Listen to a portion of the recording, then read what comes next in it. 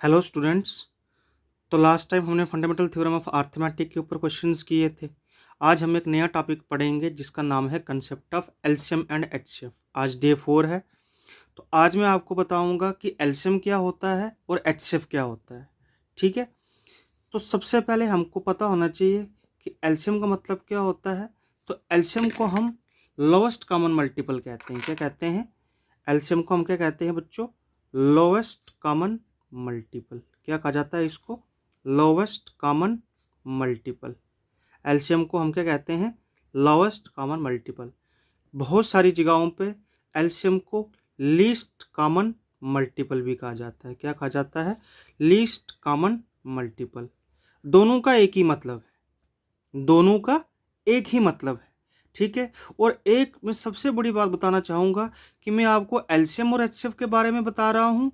तो आपको ये बात दिमाग में रखनी है कि एलसीएम और एचसीएफ जो होगा वो 2 नंबर्स का हो सकता है या 2 से ज़्यादा नंबर्स का हो सकता है। कभी भी एक नंबर का ना तो एलसीएम होगा ना तो एचसीएफ होगा। बहुत सारे बच्चे कहेंगे सर आप ये क्या फ़नी बातें बीच में करते हैं, लेकिन कभी भी एक नंबर का एचसीएफ तो हो नहीं सकता है। जैसे क्योंकि बीच में ही लिखा गया है ना, सी लिखा गया है, लोवेस्ट कॉमन मल्टीपल। जैसे लिखा गया एचसीएफ, हाईएस्ट कॉमन फैक्टर।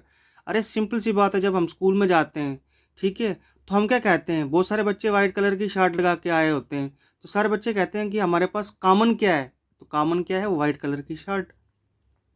उसी तरीके से एलसीएम क्या होता है बच्चे? Lowest common multiple. इसी को हम लीस्ट कॉमन मल्टीपल भी कहते हैं। ठीक है। अब इसको मैं आपको एक एग्जांपल से समझाऊंगा कि एलसीएम होता क्या है। ठीक है बच्चों। तो मान लो मैं एक एग्जांपल लेता हूं कि मुझे कोई पूछता है कि आपको एलसीएम फाइंड करना है 2 नंबर का, जिसमें जो 2 नंबर होंगे वो क्या होंगे बच्चे? 2, 5। ठीक है। तो कैसे हम एलसीएम कैसे हम फाइंड करते हैं या एलसीएम होता क्या है? ठीक है, इसके बारे में मैं आपको इस एग्जांपल में बताऊंगा। ठीक है। तो अब देखिए बच्चों कि अगर मुझे कोई पूछेगा what is the LCM of 2, 5, तो मैं कैसे निकालूंगा बच्चों? आपने कुछ नहीं करना, ध्यान से मेरी बात समझना। सबसे पहले आपने मल्टीपल ऑफ 2 लिखने हैं। क्या लिखने हैं बच्चे? Multiple of 2। सबको पता है मल्टीपल ऑफ 2 का मतलब होता है जो 2 से मल्टीपल होते हैं। 2 होता है, 4 होता है, 6 होता है, 8 होता है, 10 होता है, उसके बाद 12 होता है, 14 होता है, 16 होता है, 18 होता है, 20 होता है, 22 होता है, और ऐसे ऐसे चलता जाता है। ठीक है। सबसे पहले मैंने क्या किया? एलसीएम को फाइंड करने के लिए मल्टीपल ऑफ 2 लिखे। बच्चे आपको समझाने के लिए मैं कर रहा हूँ ये। उसके बाद फिर हमको किसके मल्टीपल लिखने हैं बच्चों? फिर हमको मल्टीपल लिखने हैं 5 के। तो 5 के मल्टीपल क्या होंगे बच्चों? सबको पता है 5। फिर क्या होंगे बच्चों? 10, फिर 15, फिर 20, फिर 25, फिर 30, फिर 35, फिर 40, और ऐसे ऐसे इसके चलते जाएंगे बच्चों। ठीक है। अब मुझे पूछा गया है कि we have to find the LCM of 2, 5। तो एलसीएम का मतलब ही होता है लोवेस्ट कॉमन मल्टीपल। तो इसमें और इसमें जो सबसे लोवेस्ट कॉमन मल्टीपल है वो क्या है बच्चों? तो वो आपको दिख रहा है। वो बच्चों क्या है आपके पास? तो वो है आपके पास ये जो 10 है। ये दोनों में एक लोवेस्ट कॉमन है ना। सबसे पहले जो सबसे छोटा कॉमन जो आ रहा है उसी को एलसीएम कहते हैं। ठीक है। उसके बाद देखो 20 भी तो आ रहा है, लेकिन 20 is not a LCM. 20 is not a lowest common multiple. क्यों? हमको छोटा चाहिए, क्योंकि एलसीएम की एब्रीवेशन ही क्या कहती है? फुल फॉर्म ही क्या कहती है? Lowest common multiple. तो मल्टीपल ऑफ 2 तो आ गया बच्चे, देखो ये वाला। मल्टीपल ऑफ 5 आ गया ये वाला। ठीक है। तो इन दोनों में जो सबसे छोटा कॉमन है उसी को एलसीएम कहा जाता है। ठीक है बच्चों, समझ आ गई? अब इसी क्वेश्चन को हम एक और मेथड से फाइंड करते हैं। बहुत सारी जगहों पे हमने अपने क्वेश्चंस में भी करना है। That method is known as CDM। That method is known as CDM। CDM का मतलब क्या होता है बच्चों? Common division method. इसी को हम किससे फाइंड करते हैं? Common division method. Common division method से भी हम इस क्वेश्चन को फाइंड कर सकते हैं। कैसे कर सकते हैं बच्चों? आपको क्या करना है बच्चों? दोनों की प्राइम फैक्टराइजेशन एक साथ करनी है। ठीक है। तो आपको पता है 2 1 ज़ा 2, 5 ऐसे आ जाएगा, फिर 5 ऐसे आ जाएगा, 1 ऐसे आ जाएगा, 5 1 ज़ा 5। ठीक है। तो अब ये तो हो गया सीडीएम मेथड। इससे क्या होगा बच्चों? जो हमारे पास एलसीएम होगा 2,5 का वो किसके बराबर आ जाएगा, तो वो आ जाएगा 2 × 5 × 1 × 1। तो ये भी किसके बराबर आ जाएगा बच्चों, हमारे पास 10 के बराबर आ जाएगा। ठीक है, तो ये तो हो गया हमारे पास एलसीएम का कंसेप्ट। ठीक है, क्या हो गया बच्चों, एलसीएम का कंसेप्ट। एलसीएम का मतलब होता है लोवेस्ट कॉमन मल्टीपल, जो दोनों नंबर्स में या दो से ज़्यादा नंबर्स में जो कॉमन आ रहा है, जो सबसे छोटा कॉमन आ रहा है, उसी को क्या कहा जाता है बच्चों, एलसीएम कहा जाता है बच्चों। ठीक है बच्चों, एक और चीज़ आपको बोलनी बहुत ज़रूरी है, वो क्या है कि बहुत सारे टीचर्स जो हैं वो आपको एक चीज़ नहीं बताते हैं कि how to find the LCM of fraction. How to find the LCM of fraction. Fraction क्या होता है बच्चों, एक पी बाई क्यू की फॉर्म होती है। क्या होती है बच्चों, एक पी बाई क्यू की फॉर्म होती है। ठीक है, अब फ्रैक्शन सबको पता है कि एक पी बाई क्यू की फॉर्म है।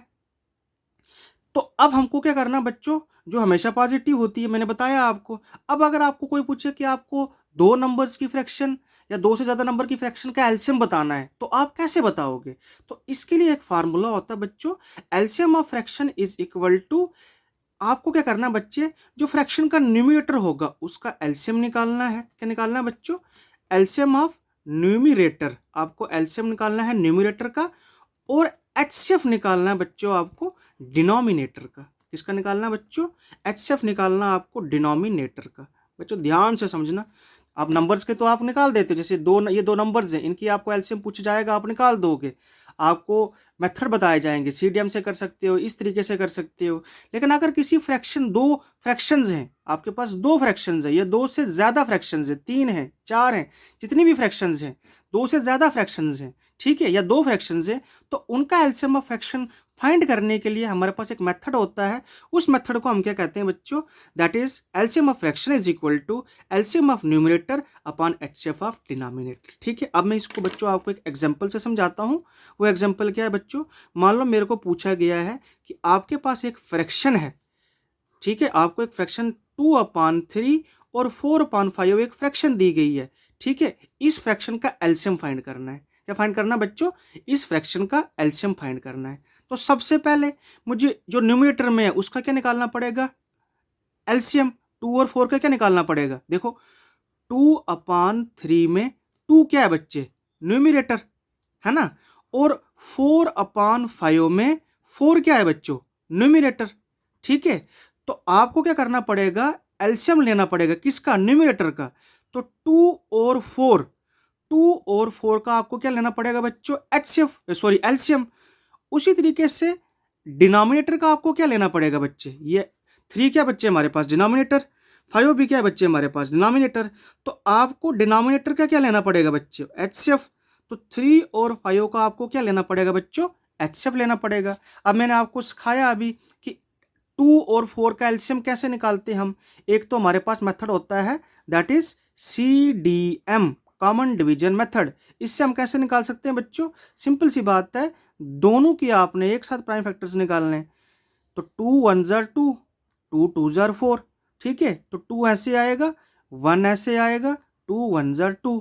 ठीक है, तो क्या आ गया बच्चे आपके पास, एलसीएम क्या आ गया बच्चे, 2,4 का। तो वो हो जाएगा 2 × 2 × 1 × 1 दैट इज इक्वल टू 4। बच्चों ये जो 1 लिखता हूं ना, इसकी मैं आपको असलियत दिखाऊंगा आज। ठीक है, तो एलसीएम क्या होगा बच्चों आपके पास 2 और 4 का, तो वो होगा बच्चों 4। अब इसी को मेरे तरीके से कर सकते हो आप कि 2 और 4, अगर 2 के मल्टीपल देखोगे और 4 के मल्टीपल देखोगे, तो दोनों में कॉमन क्या है, लोवेस्ट कॉमन क्या आएगा, 4 ही आएगा। अब देखो एचसीएफ क्या होगा 3 और 5 का, ये मैंने आपको बताया भी है कि 3 और 5 दोनों क्या है बच्चों, कोप्राइम नंबर्स हैं। क्यों ये कोप्राइम नंबर्स हैं, क्योंकि 1 के अलावा इनके बीच में दूसरा कोई कॉमन फैक्टर है ही नहीं। ठीक है, तो ये आ गया मेरे पास, एलसीएम आ गया 2 और 4 का 4, एचसीएफ आ गया 3 और 5 का 1। तो अब मुझे पूछा गया है फाइंड करने के लिए एलसीएम ऑफ अ फ्रैक्शन 2,3। अब मुझे क्या करना है बच्चों, मुझे एलसीएम निकालना है बच्चों किसका, 2,3 और 4,5 का। तो किसके बराबर होगा वो, एलसीएम ऑफ न्यूमरेटर। तो एलसीएम ऑफ न्यूमरेटर क्या है मेरे पास, एलसीएम ऑफ न्यूमरेटर है 2,4 है ना, और एचसीएफ ऑफ डिनोमिनेटर क्या होगा बच्चों मेरे पास, 3,5। समझ आ रही है मेरी बात।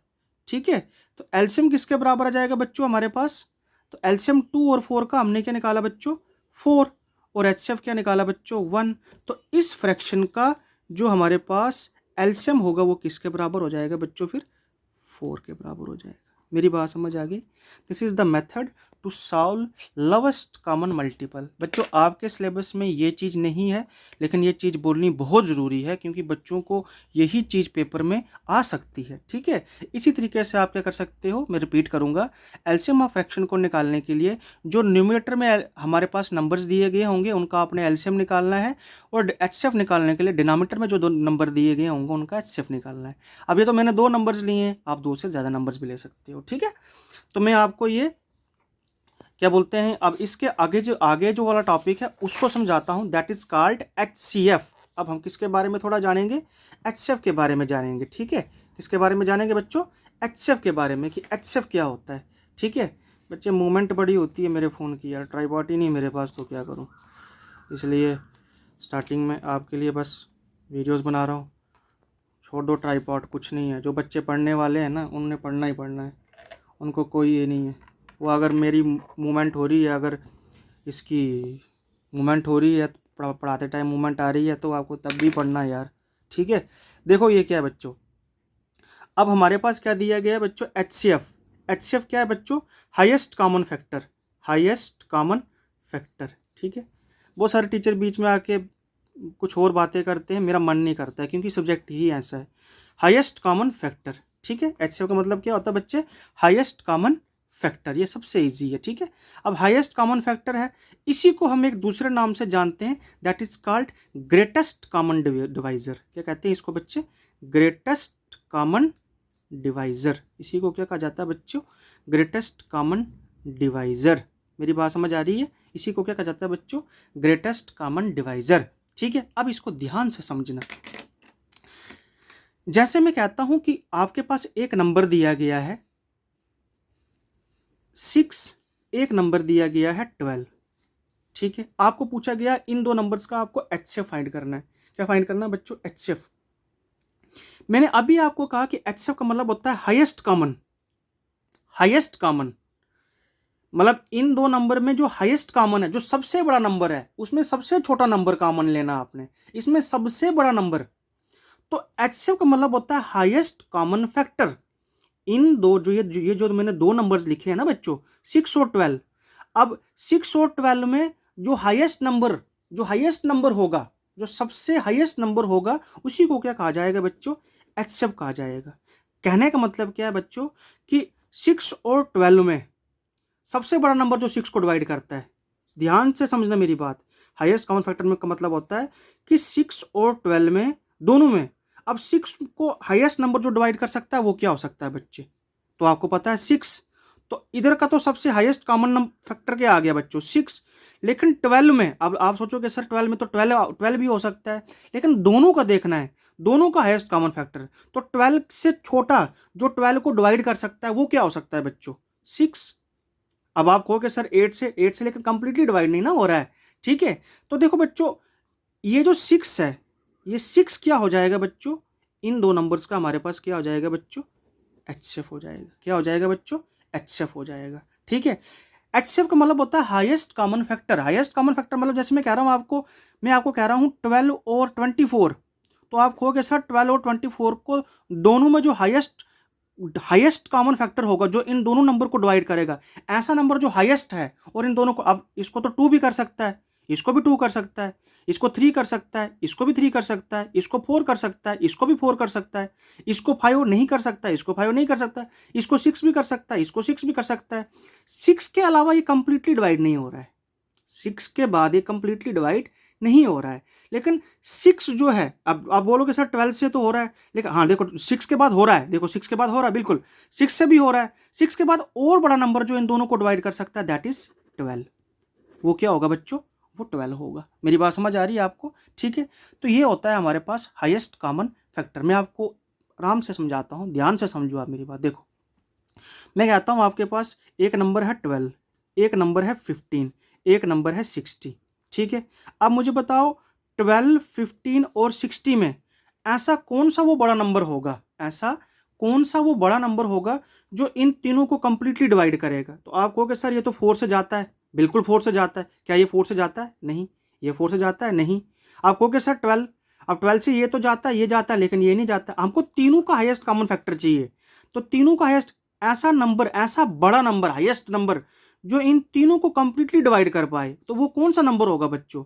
तो आपको दिख रहा है, आपको क्या दिख रहा है कि इन तीनों में जो हाईएस्ट कॉमन, अब जैसे हम कहते हैं 6, लेकिन 6 में 15 तो आता नहीं, 5 में 12 आता नहीं है, ठीक है, 8 में 12, 9 में 12 आता नहीं, 10 आता नहीं। तो इन तीनों में हाईएस्ट आप खुद ही सोचो वो कौन सा नंबर होगा, तो वो क्या होगा बच्चों?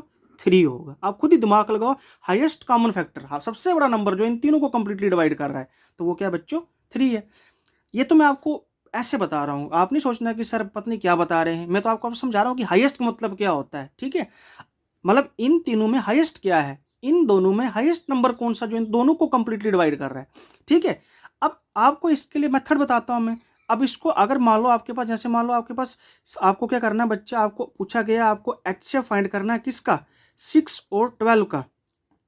तो कैसे करोगे बच्चों? आप 6 के प्राइम फैक्टर्स निकालोगे। सबसे पहले क्या करोगे बच्चों? आप इसका आपको निकालना है ना, तो सबसे पहले आप क्या करोगे? 6 के प्राइम फैक्टर्स निकालोगे, जैसे स्कूल में पढ़ाया जाता है, 2 3 ज़र 6, 3 1 ज़र 3। तो आप क्या लिखोगे बच्चे कि prime factors of 6 is equal to 2 multiply 3 multiply 1। फिर आप किसके प्राइम फैक्टर्स निकालोगे बच्चों? 12 के। तो 12 के प्राइम फैक्टर्स क्या आएंगे? 2 6 ज़र 12, 2 3 ज़र 6, 3 1 ज़र 3, ठीक है। तो प्राइम फैक्टर्स ऑफ 12 किसके बराबर हो जाएगा बच्चों? 2 मल्टीप्लाई 2 मल्टीप्लाई 3 मल्टीप्लाई 1। समझ आ रही है मेरी बात? अब इन दोनों में देखना आपने कि क्या कॉमन आ रहा है, ठीक है। एक तो ये 2 कॉमन आ रहा है ना, और क्या कॉमन आ रहा है बच्चों? मैक्सिमम कॉमन देखना आपने, तो ये 2 आ रहा है कॉमन, और यहाँ भी क्या आ रहा है बच्चों? 3 कॉमन आ रहा है ना, दोनों में जो कॉमन आ रहा है, ठीक है।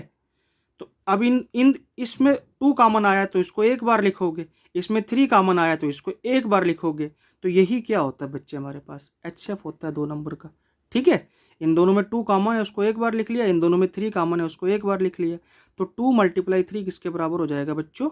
6 के बराबर। This is HCF. इसी तरीके से एक और क्वेश्चन जो मैंने अभी आपको बताया, जैसे अगर आपको कोई पूछेगा 12, जैसे मैंने अभी आपको पूछा था कि आपको एचसीएफ बताना है किसका? 12, 15 या 60 का। तो कैसे निकालोगे बच्चों? सबसे पहले प्राइम फैक्टर्स किसके निकालोगे? 12 के, है ना। फिर प्राइम फैक्टर्स किसके निकालोगे बच्चों हमारे पास? 15 के। फिर प्राइम फैक्टर्स किसके निकालोगे बच्चों हमारे पास? 60 के। तीनों के प्राइम फैक्टर्स निकालोगे ना। तो इसके लिए भी आपको क्या करना पड़ेगा बच्चे? पहले आपको 12 के प्राइम फैक्टर्स निकालने पड़ेंगे, फिर आपको 15 के प्राइम फैक्टर्स निकालने पड़ेंगे, फिर आपको 60 के प्राइम फैक्टर्स निकालने पड़ेंगे। बच्चों देखो ये बच्चे ये मैथ है, इसमें ये नहीं सोचना कि सर वीडियो लेंथी हो जाती है, वीडियो लेंथी होगी बच्चों इसमें। अब देखो सबसे पहले 2 6 ज़र 12, फिर 2 3 ज़र 6, ठीक है, 3 1 ज़र 3। तो क्या आ जाएगा बच्चों? 2 मल्टीप्लाई 2 मल्टीप्लाई 3 मल्टीप्लाई 1, सॉरी इधर लिखना था ये, 2 मल्टीप्लाई 2 मल्टीप्लाई 3 मल्टीप्लाई 1। समझ आ रही मेरी बात? फिर 15 के क्या होंगे बच्चों? तो 15 तो 2 के टेबल में आता नहीं है, तो 3 में आता है। 3 5 ज़र 15, फिर 5 1 ज़र 5। तो क्या जाएगा बच्चों? 3 मल्टीप्लाई 5 मल्टीप्लाई 1। उसके बाद अब आ गया 60, तो 60 की कैसे करेंगे? सबसे पहले 2 30 ज़र 60, फिर 2 15 ज़र 30, फिर 3 5 ज़र 15, और फिर 5 1 ज़र 5। तो क्या आएंगे बच्चों? 2 मल्टीप्लाई क्या आएंगे बच्चों? 2 मल्टीप्लाई 2 मल्टीप्लाई 3 मल्टीप्लाई 5 मल्टीप्लाई 1। अब इन तीनों में देखो बच्चों, इन तीनों में क्या कॉमन है? क्या दिख रहा है आपको इन तीनों में कॉमन? 3 3 3। देखो ना इन तीनों में क्या कॉमन आ रहा है। अब देखो यहाँ पे 2 आ रहा है, लेकिन क्या इसमें 2 आ रहा है? नहीं, इसमें 2 आ रहा है। तो क्या कॉमन आ रहा है इसमें? Highest common. वो क्या आ रहा है बच्चों? वो आ रहा है आपके पास ये जो 3 है, ये जो 3 है ना, ये जो 3 है यही कॉमन आ रहा है ना 3, ठीक है। तो एचसीएफ क्या हो जाएगा बच्चों हमारे पास? 3। समझ आई मेरी बात? कोई डाउट? अब इसके बाद बहुत सारी जगहों पे हमको एक और चीज़ पूछी जाती है, ठीक है। वो क्या पूछा जाता है बच्चों कि हमको एचसीएफ ऑफ फ्रैक्शन अगर निकालनी हो, क्या निकालना हो? एचसीएफ ऑफ फ्रैक्शन निकालनी हो, तो हम एचसीएफ ऑफ फ्रैक्शन को कैसे निकालेंगे? बहुत सारी जगहों पे हमको ये पूछा जाता है, ठीक है, कि अगर हमको एचसीएफ ऑफ फ्रैक्शन निकालना हो तो उसके लिए हमको क्या करना पड़ता है, ठीक है। तो अब मैं किसके बारे में बच्चों आपको बताऊंगा कि HCF ऑफ फ्रैक्शन क्या होता है। ठीक है, HCF ऑफ फ्रैक्शन क्या होता है बच्चों। ठीक है, तो HCF ऑफ फ्रैक्शन क्या होता है बच्चों। तो HCF ऑफ फ्रैक्शन निकालने के लिए आपको क्या करना पड़ेगा बच्चे, HCF ऑफ न्यूमरेटर निकालना पड़ेगा। क्या निकालना पड़ेगा बच्चों, HCF ऑफ न्यूमरेटर निकालना पड़ेगा, और उसके बाद LCM ऑफ डिनोमिनेटर निकालना पड़ेगा, उसका उल्टा। बच्चों मेरी बात समझ आ रही है। ठीक है, अब इसकी एक एग्जांपल जैसे मैं आपको दिखाता हूँ। जैसे मान लो आपके पास एक नंबर है, जैसे आपके पास मान लो कोई भी नंबर है, जैसे मान लो आपके पास 3/7 एक फ्रैक्शन है और एक 4/2 ये भी क्या है बच्चों हमारे पास एक फ्रैक्शन है। इन दोनों का मुझे क्या करना है बच्चों, HCF बताना है। तो सबसे पहले मैं क्या करूंगा बच्चों, न्यूमरेटर में क्या है बच्चों हमारे पास 3 और 4, तो 3 और 4 का हम क्या करेंगे बच्चों, HCF लेंगे, और 7 और 2 का हम क्या लेंगे बच्चों, LCM लेंगे। मेरी बात समझ आ रही है, समझ आ रही है मेरी बात जो मैं बता रहा हूँ। ठीक है, तो अब क्या होगा बच्चों इसमें, अब इसमें देखो हमको क्या करना है, अब इसमें देखो हमारे पास क्या है बच्चों, अब हमको इसमें ये देखना है कि थोड़ा बच्चे कुछ प्रॉब्लम आ रही है। हाँ, अब इसमें देखो हमको क्या करना है बच्चों कि HCF लेना 3 और 4 का, और मैंने आपको पहले कहा है 3 और 4 क्या है बच्चों हमारे पास, 3 और 4 हमारे पास कंसेक्यूटिव नंबर्स हैं, और कंसेक्यूटिव नंबर्स को प्राइम होते हैं, और इनका HCF क्या होगा बच्चों 1 होता है। ठीक है, तो HCF क्या हो जाएगा बच्चे 3 और 4 का 1 हो जाएगा, तो और LCM क्या हो जाएगा 7 और 2 का, तो 7 और 2 का LCM क्या होगा, तो आप खुद ही देख लो। 7 आग जब 7 का मल्टीपल करोगे आप, तो 7 ज़र 7, 7 आएगा, 14 आएगा, फिर 21 आएगा, और 2 का क्या आ जाएगा बच्चों, सबसे पहला नंबर क्या आएगा 14, तो इसका एलसीएम क्या हो जाएगा बच्चों 14। ठीक है, तो HCF जो हो जाएगा इन दो नंबर्स का वो क्या हो जाएगा बच्चों 1/14। कोई डाउट बच्चों। ठीक है, उसके बाद एक और चीज जो सबसे इंपॉर्टेंट आपके पेपर में पूछी जाती है, वो क्या पूछी जाती है, दैट इज HCF जो होता है हमारे पास, HCF जो होता है बच्चों, अगर हम उसको LCM से मल्टीप्लाई करते हैं, HCF किसी भी दो नंबर का या दो से ज्यादा नंबर्स का, HCF of two numbers multiply LCM of any two numbers is equal to product of two numbers. ये भी आपके सिलेबस में है, प्रोडक्ट ऑफ टू नंबर्स। ठीक है, मेरी बात समझ आ रही है क्या बता रहा हूं मैं, कि जो इसको नोट डाउन कर दो, इसके ऊपर क्वेश्चन आता है। ठीक है, CBSE पूछता है कि HCF जो होता है, अगर उसको किसी भी दो नंबर्स का HCF अगर मल्टीप्लाई किया जाता है किसी भी दो नंबर के LCM के साथ, वो हमेशा किसके बराबर होता है, उन दो नंबर्स के प्रोडक्ट के बराबर होता है। ठीक है, मेरी बात समझ आ गई। अब इसके ऊपर मैं आपको क्वेश्चंस करवाऊंगा, या वीडियो थोड़ी ज़्यादा लेंथी हो जाएगी, इसके ऊपर मैं आपको थोड़े क्वेश्चंस करवाऊंगा, और मैं आपको बच्चों ये कहना चाहूँगा कि इस वीडियो को बार बार देखिए। इससे पहले आपको देखो क्वेश्चंस करवाए जाते हैं, लेकिन आपको फ्रैक्शंस के ऊपर नंबर्स के ऊपर बताया जाता है कि नंबर्स में हम कैसे फ्रैक्शंस को फाइंड करते हैं, लेकिन आपको यही नहीं पता होना चाहिए, आपको यह भी पता होना चाहिए कि how can we find the HCF of a fraction, ये भी आपको पता होना बहुत ज़रूरी है। ठीक है, ये नहीं कि आप पढ़े जा रहे हो, रटे रटाए जा रहे हो, वो नहीं होना चाहिए। ठीक है, मैं ही चाहता हूँ कि सभी बच्चों का जो रिजल्ट है वो अच्छा आए। ठीक है, मेरे साथ जुड़ो आप। ठीक है, मेरे चैनल को सब्सक्राइब करो, और हो सके जो भी प्रॉब्लम आपको आ रही है उसके ऊपर कमेंट करो। ठीक है, जो भी प्रॉब्लम होगी हम इसके ऊपर क्वेश्चंस करेंगे, RD शर्मा के क्वेश्चंस भी करेंगे, NCERT के क्वेश्चंस भी करेंगे। ठीक है, और हमारा टारगेट जो है, जितने भी बच्चे मेरे साथ जुड़े हैं, हम अपना टारगेट कंप्लीट करेंगे। और आज तो नहीं, लेकिन कल या परसों से मैं एक बच्चों के लिए, उन बच्चों के लिए जिन बच्चों का थोड़ी कैलकुलेशन वीक है, उसके लिए एक कैलकुलेशन मंत्रा मेरी तरफ से जो है वो 10 डेज का चैलेंज में ले रहा हूं, जिसमें आपने मेरे से जुड़ना है और अपनी कैलकुलेशन को फास्ट बनाना है। ठीक है बच्चों, थैंक यू सो मच।